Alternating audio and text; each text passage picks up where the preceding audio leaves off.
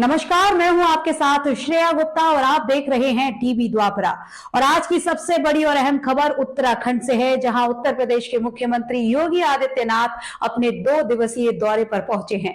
ये दौरा सिर्फ राजनीतिक नहीं बल्कि व्यक्तिगत और आध्यात्मिक भी है। इस दौरान सीएम योगी अपने पैतृक गांव भी जाएंगे, अपनी भतीजी की शादी में शामिल होंगे और साथ ही कई महत्वपूर्ण कार्यक्रमों का हिस्सा बनेंगे।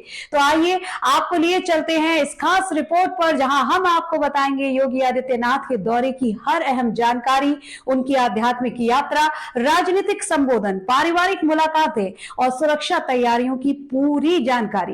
लेकिन उससे पहले देश और दुनिया की तमाम खबरों से अपडेट रहने के लिए आज ही टीवी द्वापरा को सब्सक्राइब कर लीजिए और बेल आइकन के बटन को जरूर टैप कीजिएगा। और अब आपको बता दूं कि सुबह करीब 9 बजे योगी आदित्यनाथ उत्तराखंड की धरती पर पहुंचे। देहरादून के जॉलीग्रांट एयरपोर्ट पर उनका जोरदार स्वागत किया गया।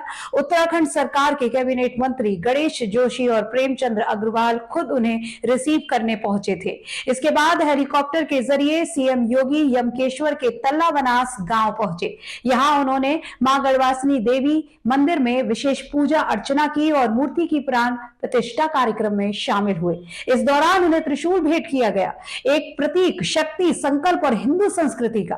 पूजा अर्चना के बाद योगी आदित्यनाथ ने एक विशाल जनसभा को संबोधित भी किया। उन्होंने उत्तराखंड को देवभूमि बताते हुए कहा कि इस धरती को दुनिया भर में देवभूमि के रूप में जाना जाता है। इस पावन भूमि पर जन्म लेना मेरे लिए सौभाग्य की बात है और अब उत्तर प्रदेश की सेवा करने का अवसर मिलना भी ईश्वर का आशीर्वाद है। साथ ही सीएम योगी ने उत्तराखंड की प्राकृतिक सुंदरता, पर्यावरण संरक्षण के प्रयासों और इसे एक हेल्थ और वेलनेस हब बनाने की संभावनाओं की भी सराहना की। साथ ही योगी आदित्यनाथ ने अपने संबोधन में महाकुंभ का भी जिक्र किया। उन्होंने बताया कि उत्तराखंड की पवित्र नदियां गंगा और यमुना प्रयागराज में त्रिवेणी संगम बनाती हैं, जहां इस समय महाकुंभ का आयोजन हो रहा है। उन्होंने एक बड़ी जानकारी साझा करते हुए कहा कि मुझे ये बताते हुए खुशी हो रही है कि महज 22 से 23 दिनों में अब तक 39 करोड़ श्रद्धालु महाकुंभ में स्नान कर चुके हैं।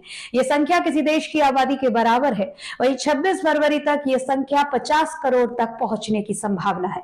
महाकुंभ का महत्व सिर्फ आस्था तक सीमित नहीं बल्कि ये भारत की सांस्कृतिक विरासत और धार्मिक एकता का सबसे बड़ा उदाहरण है। सीएम योगी अपने इस दौरे में अपने पैतृक गांव पंचूर भी जाएंगे। 2 दिनों तक वे यहीं रुकेंगे और कई कार्यक्रमों में हिस्सा लेंगे। उनकी भतीजी की शादी समारोह भी इस यात्रा का एक अहम हिस्सा है। गांव में सुरक्षा के कड़े इंतजाम किए गए हैं। उत्तराखंड पुलिस की विशेष टीम तैनात की गई है ताकि मुख्यमंत्री की यात्रा पूरी तरह से सुरक्षित और व्यवस्थित रहे। शाम को योगी आदित्यनाथ अपनी भतीजी की मेहंदी रस्म में शामिल होंगे और 7 फरवरी को शादी समारोह में। साथ ही इसके बाद वे वापस लखनऊ लौट जाएंगे।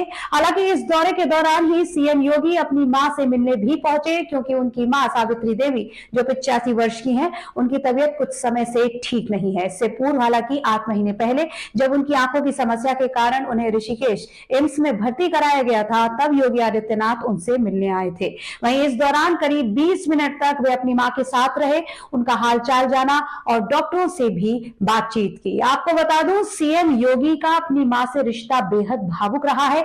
इससे पूर्व भी 2022 में वे जब 28 साल बाद अपने गांव लौटे थे, तब उन्होंने अपनी मां से मुलाकात कर उनके पैर छूकर आशीर्वाद लिया था और उनकी मां ने भी सिर पर हाथ रखकर उन्हें आशीष दिया था। लेकिन इससे भी अधिक भावुक करने वाला क्षण तब आया जब 2020 में उनके पिता आनंद बिष्ट का निधन हुआ। कोरोना लॉकडाउन के कारण योगी आदित्यनाथ अंतिम संस्कार में शामिल नहीं हो पाए थे और तब उन्होंने कहा था, एक सन्यासी के लिए कर्तव्य ही सर्वोपरि है। मैं यूपी की 24 करोड़ जनता का अभिभावक हूं, इसीलिए अपने व्यक्तिगत कर्तव्यों से पहले जनता की सेवा करना मेरी प्राथमिकता है। उनकी ये प्रतिबद्धता और त्याग उनकी नेतृत्व क्षमता को दर्शाता है।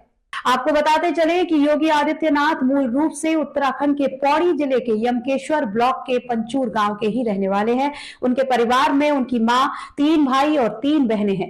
मां सावित्री देवी, भाई मानेंद्र सिंह, महेंद्र सिंह, शैलेंद्र मोहन, बहनें पुष्पा देवी, कौशल्या देवी और शशि देवी। उनके पिता आनंद बिष्ट उत्तराखंड में एक वन विभाग अधिकारी थे, जिनका 2020 में निधन हो गया था।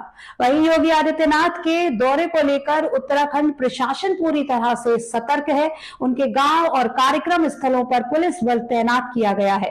विशेष कमांडो और इंटेलिजेंस टीम भी सुरक्षा व्यवस्था पर नजर रख रही है। उत्तराखंड सरकार के वरिष्ठ अधिकारी भी इस यात्रा को सफल बनाने के लिए लगातार निगरानी कर रहे हैं। साथ ही योगी आदित्यनाथ का यह दौरा सिर्फ एक राजनीतिक यात्रा नहीं है, बल्कि एक भावनात्मक और आध्यात्मिक यात्रा भी है। उन्होंने धार्मिक आस्था को महत्व दिया, गढ़वासनी मंदिर में पूजा की, त्रिशूल भेंट स्वीकार की, परिवार से जुड़े मां से मिले भतीजी की शादी में भी शामिल हो रहे हैं। साथ ही राजनीतिक दृष्टि से भी महत्वपूर्ण उत्तराखंड और यूपी के संबंधों को उन्होंने मजबूत किया है, महाकुंभ की भव्यता पर जोर दिया और अब तक 39 करोड़ श्रद्धालुओं की उपस्थिति का जिक्र भी किया। तो यह यात्रा दिखाती है कि योगी आदित्यनाथ अपने कर्तव्य, आस्था और परिवार के बीच एक संतुलन बनाए रखते हैं। यही थी आज की हमारी खास रिपोर्ट, क्योंकि योगी आदित्यनाथ का उत्तराखंड दौरा उनकी आध्यात्मिक यात्रा, परिवार से जुड़ाव और महाकुंभ की भव्यता पर उनका संदेश है, जो बेहद प्रेरणादायक भी है। आपको क्या लगता है, हमें कमेंट बॉक्स में जरूर बताइए। फिलहाल आज की रिपोर्ट में इतना ही। जैसा कि मैंने कहा, लेकिन जल्द होगी आपसे फिर मुलाकात एक और नई खबर के साथ। आप देखते रहिए टीवी द्वापरा। धन्यवाद।